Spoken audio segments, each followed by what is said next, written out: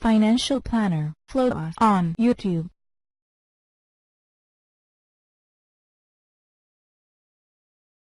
Hi everyone. Now we're going to Japan by Skype. And in Japan is James Corbett. He is founder and editor of the Corbett Report, a website he started in 2007 to provide critical analysis on politics, society, economics, and history.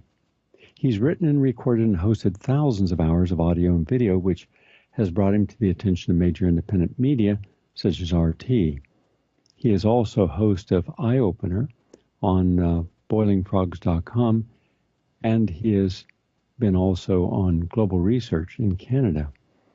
And he has done some very important documentaries, including How Big Oil Conquered the World and his Century of Enslavement, which is perhaps the best film exposing the dark history and corruption of the Federal Reserve System. His website, with his numerous podcasts and audio and video, is Corbett, that's Corbett, report.com. Nice to have you with us today, James. Thank you for having me here. It's a pleasure to talk to you. James, before we begin on your historical journey, I'd like, if you would please, to take a look back at how we got here, but this in context first. People have no idea how much debt we have. We only hear about how rich we are, how successful we are, how much money major corporations are making, how our unemployment is only 4.4% and getting lower, how those who can afford yachts now can afford the most expensive yacht in history, a 620-foot yacht. It's larger than a cruise ship. That's just for one person. And airplanes that are huge, so big they can't even land in many airports. And $100 million apartments are now common in New York on the south of Central Park. There are 6 different billionaire buildings now. Just a year ago, there was one. And so we hear about extravagance. So you would think that we are loaded. In fact, yesterday, I walked downtown, and it's called the Skyline. It's an old abandoned railroad track that a couple guys decided to turn into a beautiful park, walking park. And you get to see Manhattan, and I was counting how many new buildings there are. And there's over 100 new buildings. I'm talking about major buildings. From down there up to about 72nd Street, the largest concentration of new, major, very expensive buildings. In fact, I was calling some of the buildings asking how much is a small apartment. Well, you add $1 million per bedroom. So if it's a 4-bedroom, it's $4 million. But some of the places went as high as $8 million. So who's got that kind of money? I mean, you're talking about 100 buildings with at least 100 to 200 apartments per building, some more. So you're talking about tens of thousands of people who are going to have a lot of money to buy these things, and yet they're going up very fast.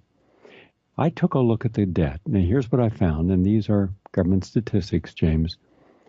The current gross domestic product, that's the total amount of all of our income, is $18.9 trillion. However, the U.S. total debt, the U.S. is $68.7 trillion. Our national debt is $19.8. The U.S. federal spending is about $4 trillion. And then we look at the local debt that communities have, and it's $1.9 trillion, and they cannot pay for this. Then you have the total interest paid each year on the debt is $2.5 trillion. Someone's making that. And our total personal debt, what we as 330 million Americans owe, is $18 trillion. Our mortgage debt, which is separate from that, is $14 trillion. Our student loan debt is $1.4 trillion. Our credit card debt, $1 trillion. And then we have unfunded liabilities, $106 trillion.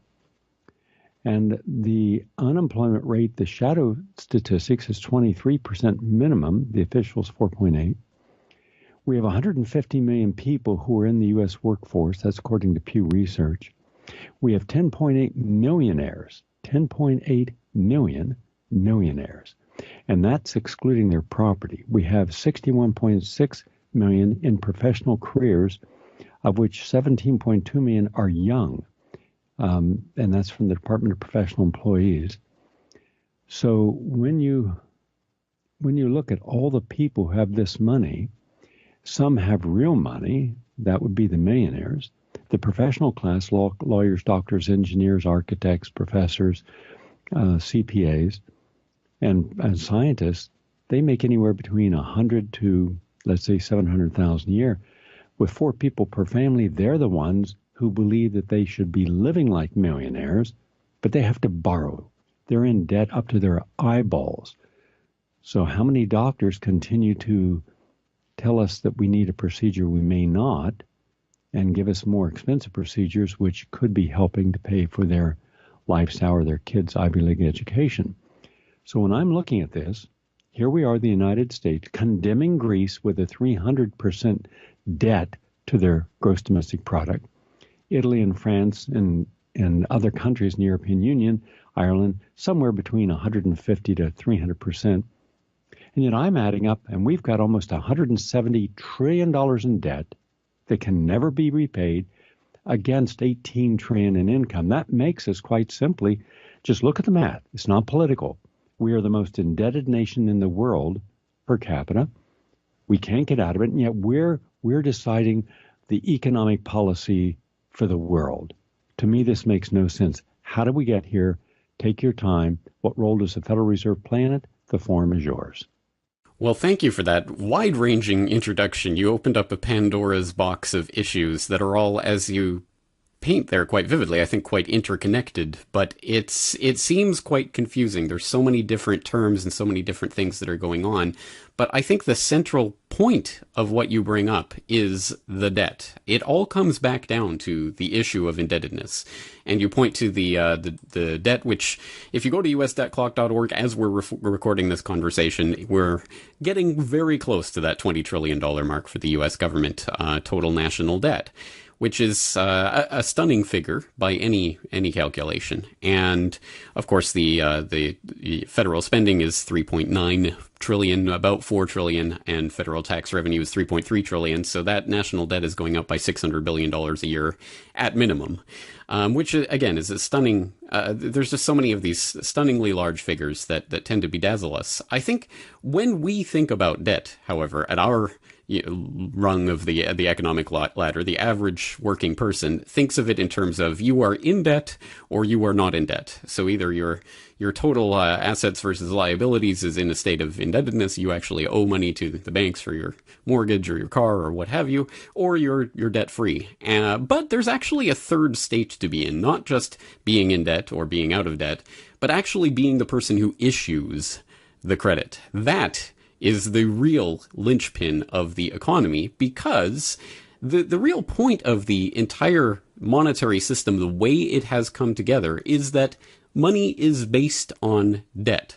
New money is created in the economy with the exception of coins, which represent a tiny sliver of a fraction of the economy, but the vast majority of the economy is itself debt-based money.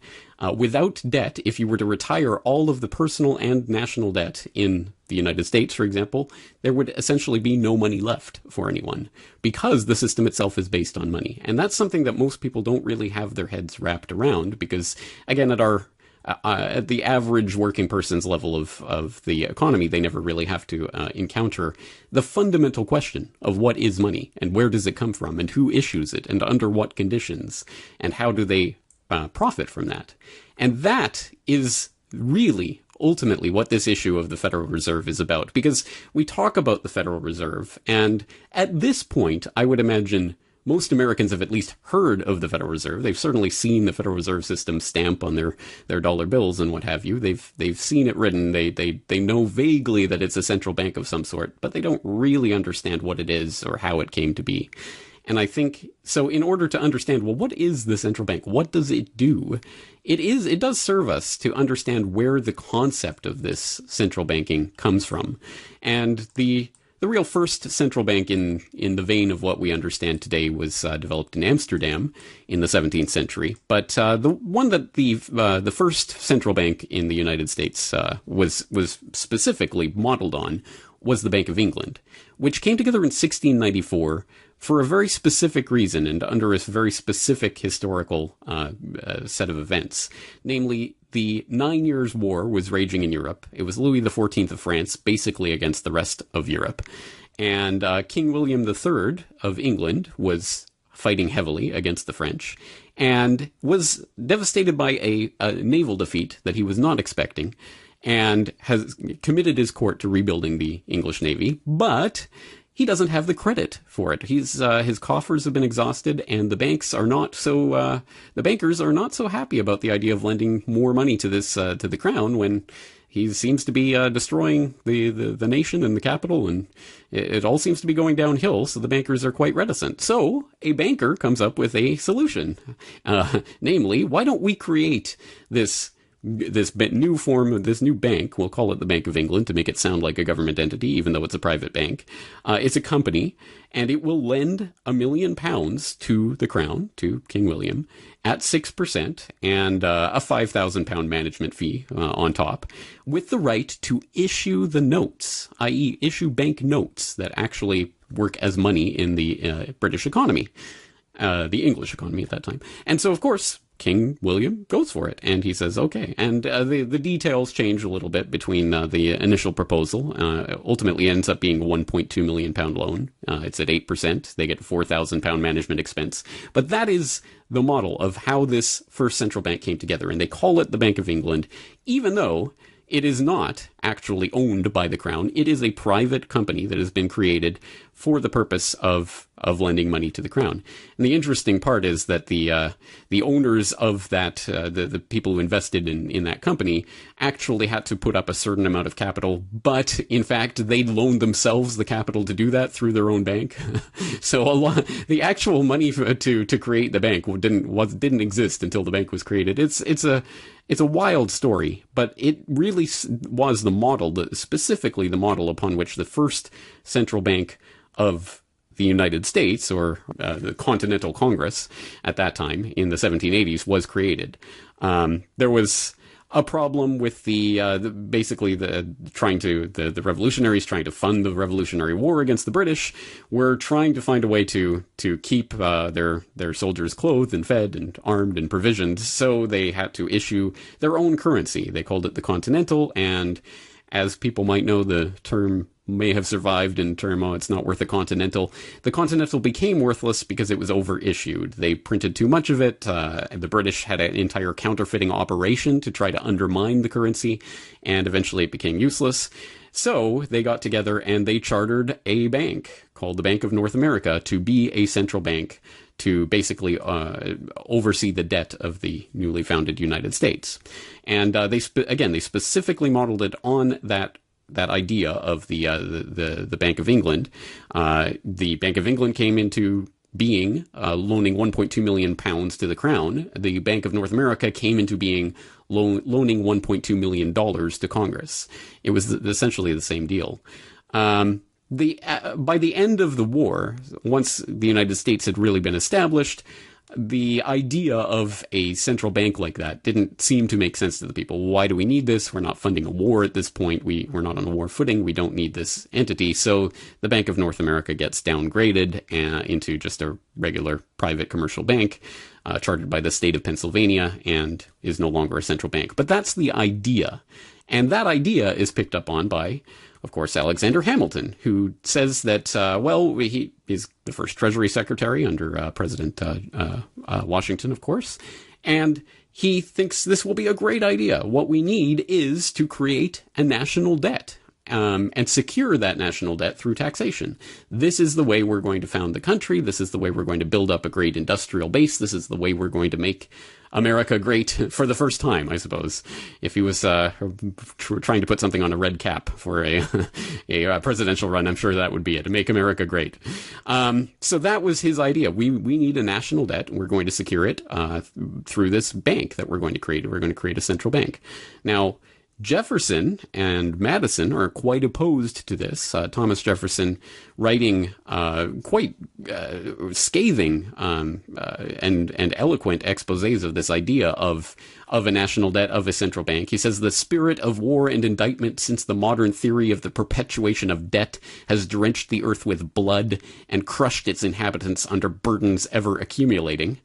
But ultimately, Hamilton won that debate. He got the ear of Washington, and the first Bank of the United States was chartered in 1791, again to secure that debt of the national government and to operate it. But again, as a private entity, it had private shareholders, including some actual Englishmen, which is kind of ironic, considering, of course, they had just fought this great Revolutionary War to become an independent nation, but they have Englishmen securing the debt of the newly founded United States. Isn't that a bit strange?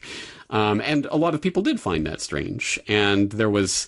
it did start to enter the political debate right away. Why do we need this? What terms is it operating under? Who are these shareholders that are holding this debt that the government is paying off? How did this come about?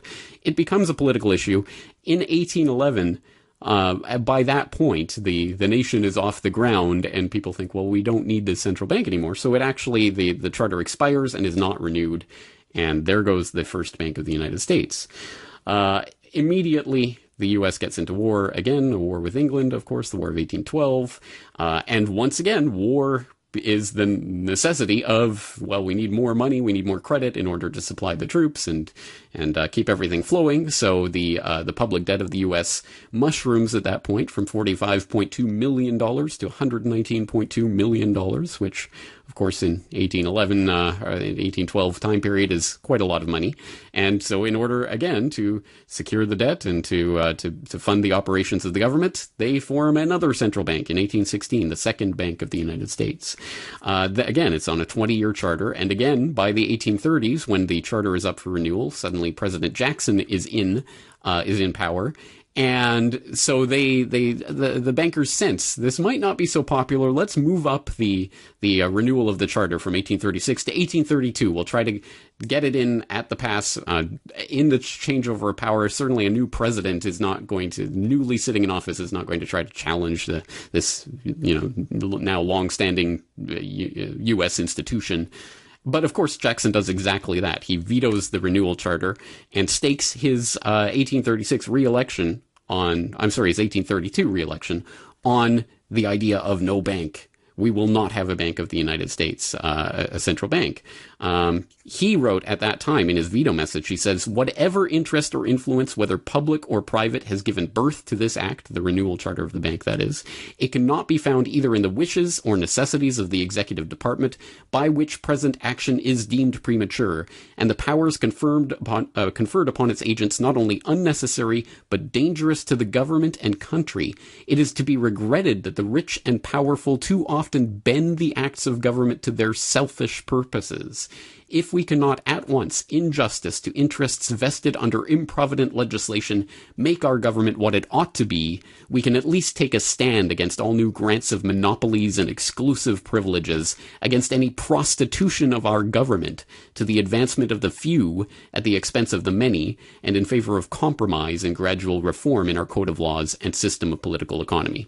And just to underscore the fact that Jackson hated the banks, he actually made his presidential re-election slogan, Jackson and no banks. and Jackson and no bank, obviously referring to the Second Bank of the United States. And he won the election, and he followed through, and he ended the Second Bank of the United States. By 1835, the United States had paid off its national debt for the first and only time in its entire history. And in 1836, the Second Bank of the United States charter expired, and the bank went into the dustbin of history. So at that point, there was a 77-year gap between the end of the Second Bank of the United States and the formation of the Federal Reserve System. And in that space, it's called the free banking era, but there's various acts of Congress that are passed. There are various systems and institutions that spring up in that time, which is worth an entire study into in itself. But the central point is there is no quote unquote central bank that operates in the way the Bank of North America or the First Bank of the United States or the Second Bank of the United States operated, as that central institution that secures the credit of the country and issues the national banknotes. But by 1913, when the Federal Reserve Act is passed, a new crisis has come along. And I think this is the important thing to understand, is that the 1694, the original passage of the Bank of England, and as well as the Bank of North America, the first Bank of the United States, the second Bank of the United States. Those were all created during times of crisis, specifically in order to secure emergency credit to make sure that the funds continued to flow for emergency operations, generally war. But in the case of 1913, the United States was in a different form of panic, a financial panic that was brought about by these cyclical runs and panics and crashes that were happening on Wall Street at least every decade between the end of the Second Bank of the United States in 1836 and the creation of the Federal Reserve in 1913. There was major crisis at some point.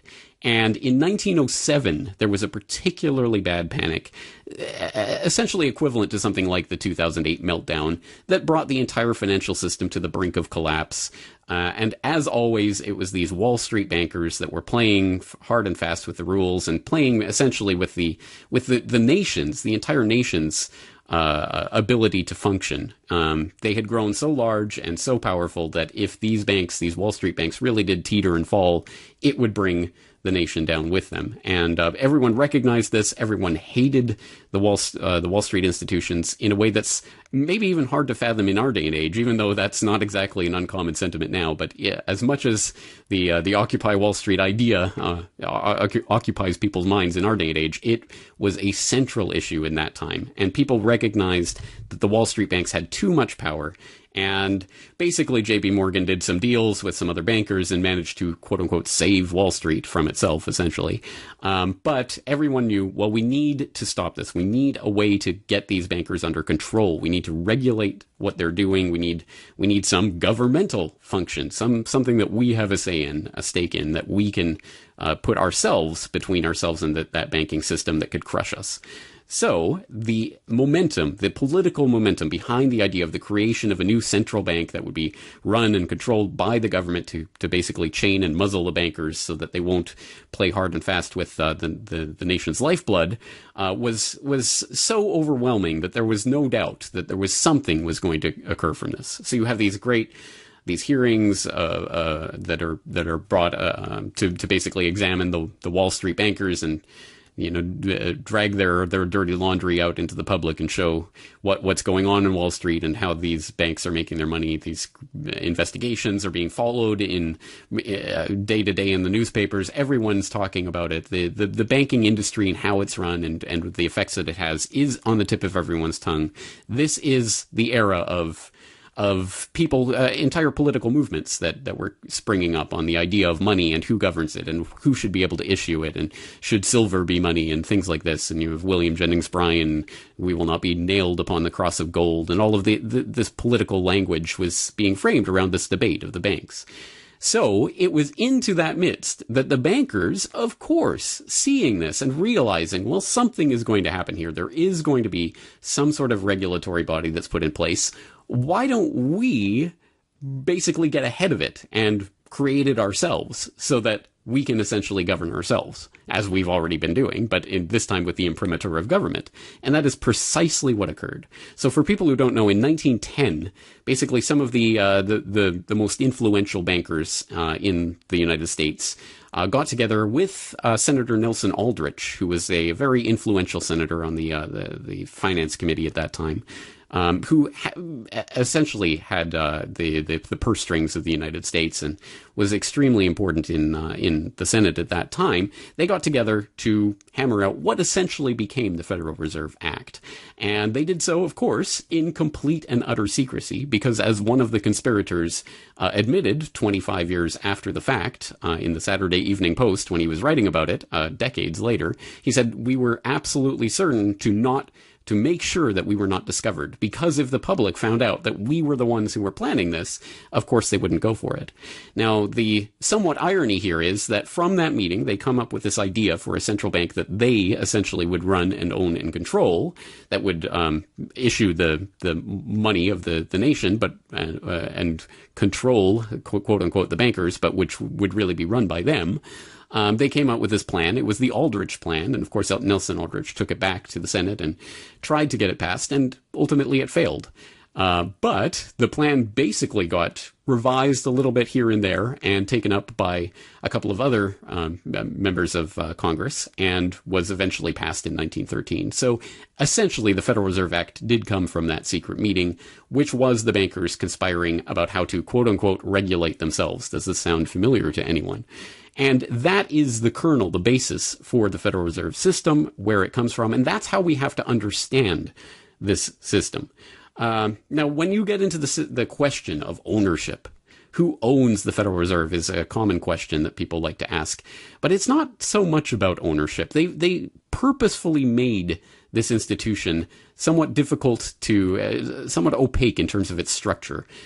Technically, it's broken into three branches. You have the Board of Governors, which is appointed by the President and Congress. So it does have that governmental imprimatur on it. But it also has these regional reserve banks, the Federal Reserve Bank of New York, the Federal Reserve Bank of St. Louis, the Federal Reserve Bank of Chicago, etc. There's 12 of these regional banks. And those banks are, in fact, private corporations that are owned, essentially, by the member banks themselves. They are shareholders in those regional banks.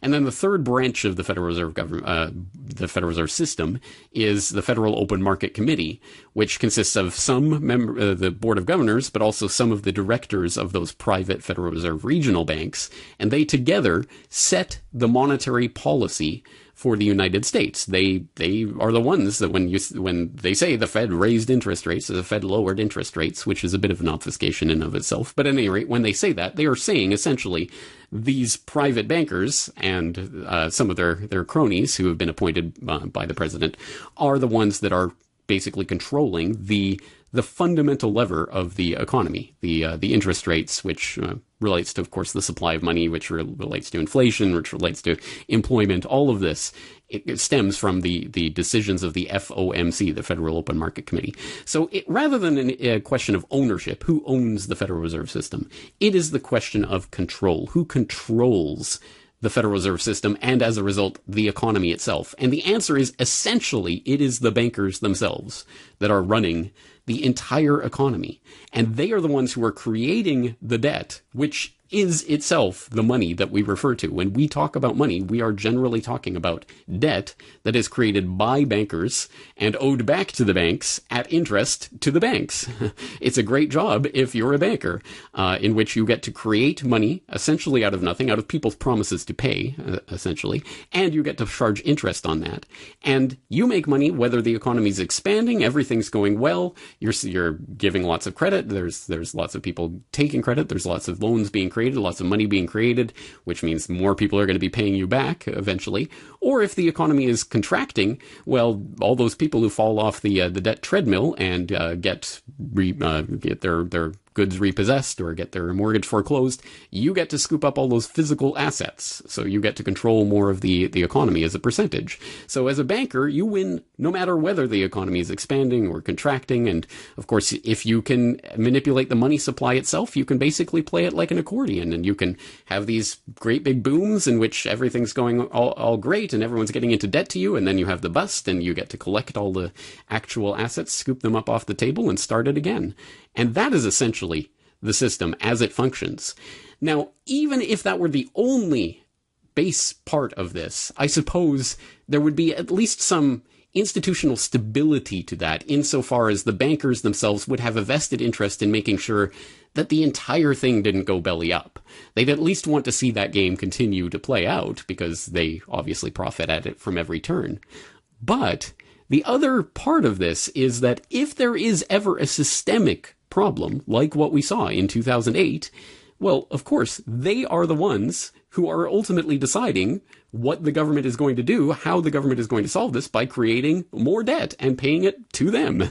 So they actually are incentivized to create these kinds of crises. At any rate, they certainly are not penalized from them. And as we saw from the 2008 crisis, the ultimate end result of that was trillions of dollars in emergency lending and emergency bailout funds that were directed to the banks of the bankers who were sitting on the Federal Reserve regional bank boards that were deciding where these funds were going to go and directing them to their own banks. It's a swindle at absolutely every level, and all the more effective because not one person in 100 in the United States even has any inkling of a clue that this is how it actually works. I appreciate the overview. Now, a few short answers. When we see that there was quantitative easing, which was in effect the Federal Reserve and the Treasury giving upwards of $80 billion a month in interest-free loans that these banks could use any way they wanted, did that help small businesses? Did it protect any of the people whose mortgages were underwater? Did it help build new factories? Did it de-ghettoize an area? Did it help anyone except for the bankers? No, it did not, precisely because what quantitative easing was targeting specifically was longer-term bonds and mortgage-backed securities. And specifically, essentially, what the government was doing, or what the Federal Reserve was doing with the imprimatur of government, was saying to all of the financial institutions, the investment banks that had created this crazy casino that ended up melting down, they were saying, okay, all of those absolutely insane things, the investments that you cooked up, and that the investment agencies, by the way, gave AAA credit ratings to, which basically sealed the deal and completed the circle to allow this entire swindle to take place.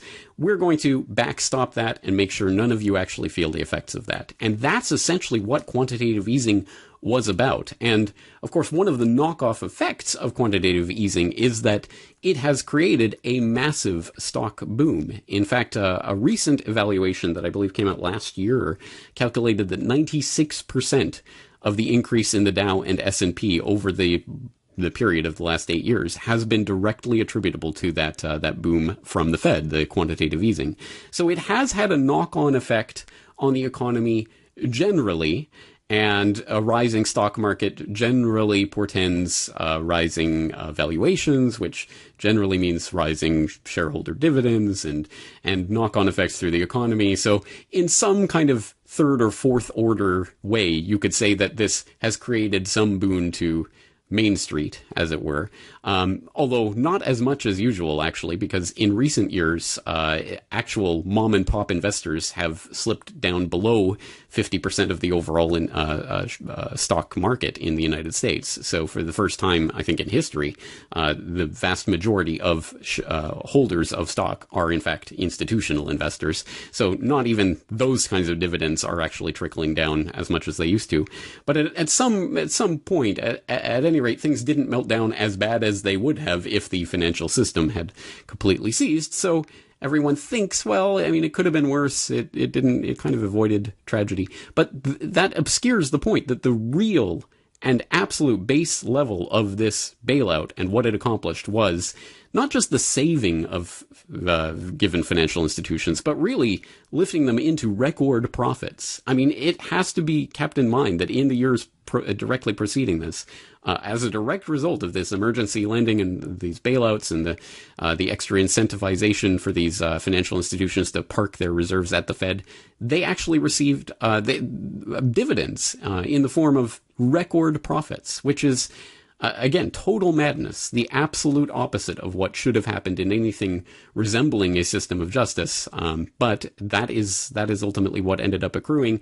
And I think the scale of the profits that have accrued to the very institutions that created the mess versus the, I suppose you could say, slight trickle-down kind of effects that may have benefited some people on Main Street, that discrepancy really needs to be looked at twice or three or four times, especially because that stock market bubble that's been run up as a result of the quantitative easing boom is inevitably going to pop at some point. And when that happens, I think we'll really see what the effects of this quantitative easing era was all about.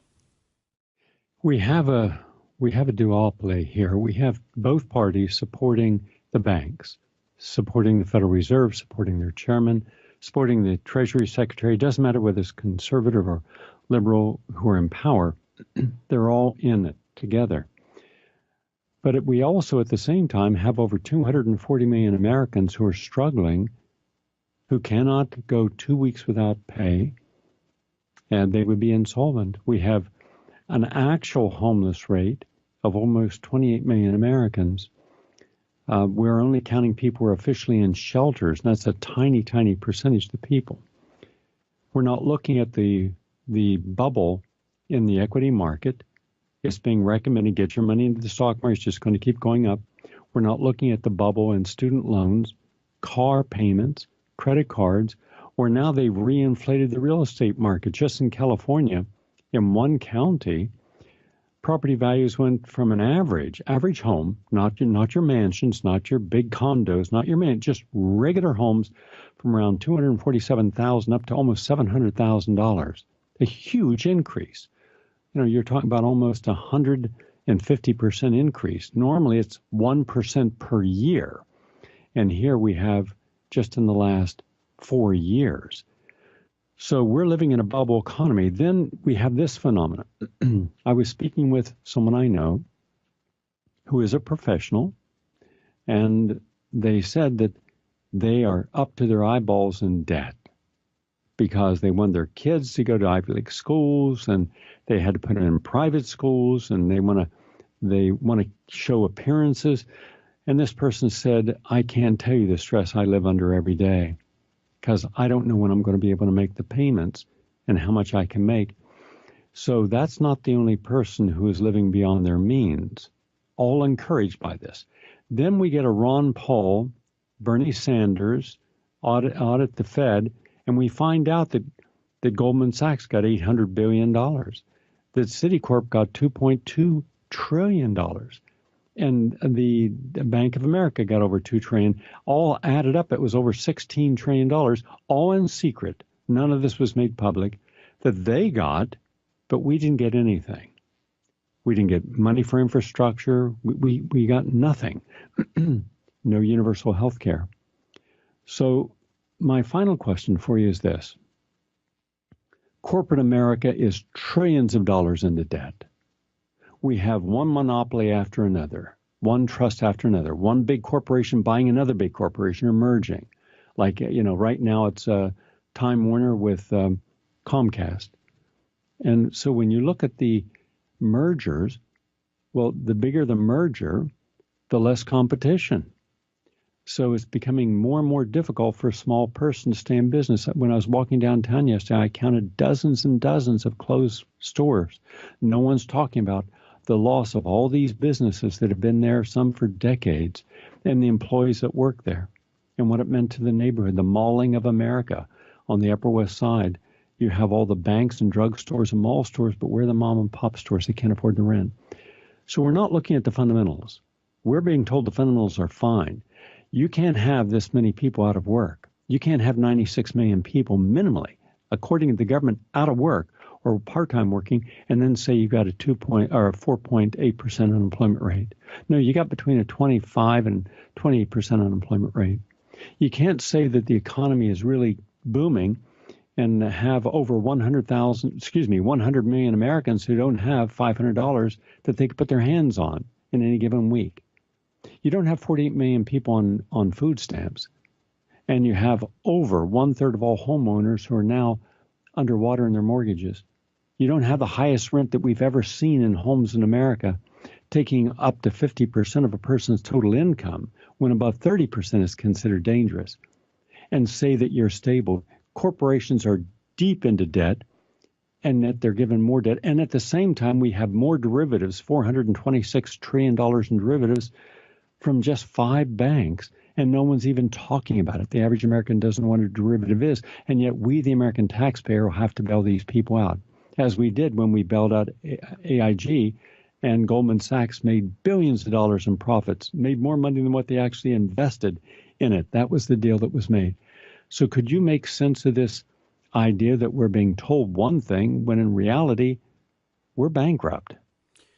Well, I think it makes perfect sense of why the economic reality can never really be outwardly stated, is because it has reached a point at which we are looking at world historical levels. When you look throughout history, the income inequality argument generally is identifying something, but generally populations throughout history have been able to live with a degree of economic inequality between the people at the bottom and the people at the top, so long as the inequality is not so great, and also the idea of elasticity, that you can move up that ladder, or some of the people at the top may come down that ladder, and there's some elasticity in that.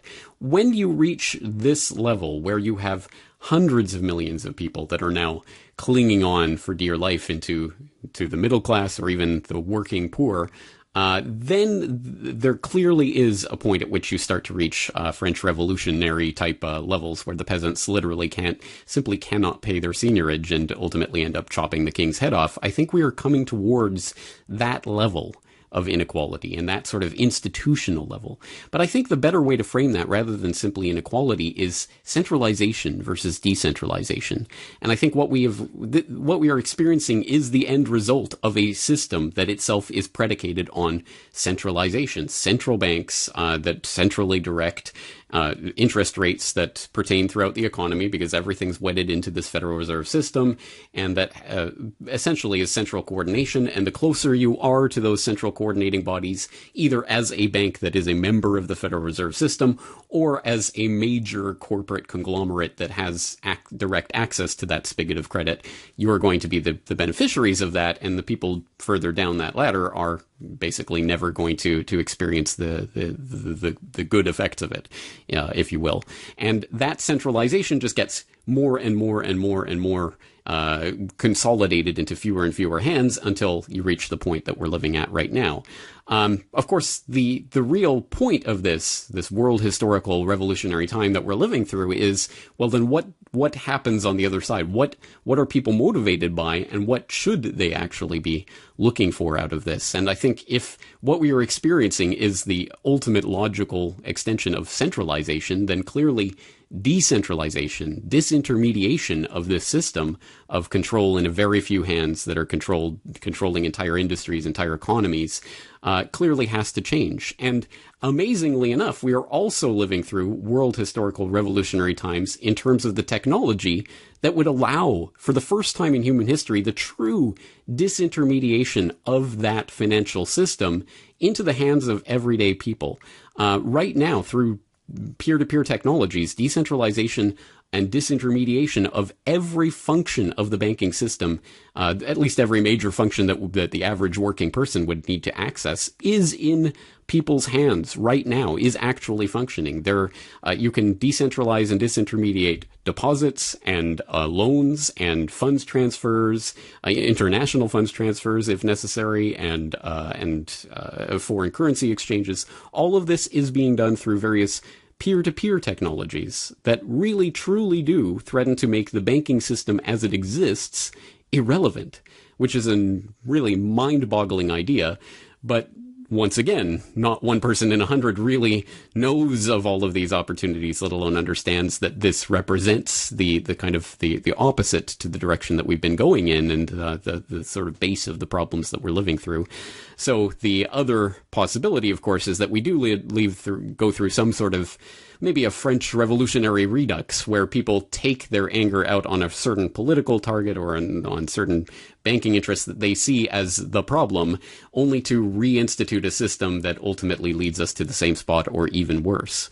So I think that's really what we're living through right now, is a battle for the soul of where this is going, because clearly the hundreds of millions of people in the United States and billions around the world ultimately who are being squeezed, trying to, as the bankers basically try to squeeze blood from the stone, at a certain point that will change, that will revolt, that will lead to revolution. But the question is, what will that revolution look like, and what will emerge on the other side? Very much appreciate you being on, James, and sharing these insights on the Federal Reserve and our banking system and the role of debt. I appreciate it. Thank you. Thank you for having me on. And James Corbett's website is corbettreport.com, where you can get all of this information, and there's a lot of it. I'm Gary Null. Thank you all for listening. Look forward to sharing more tomorrow. Have a nice day, everyone.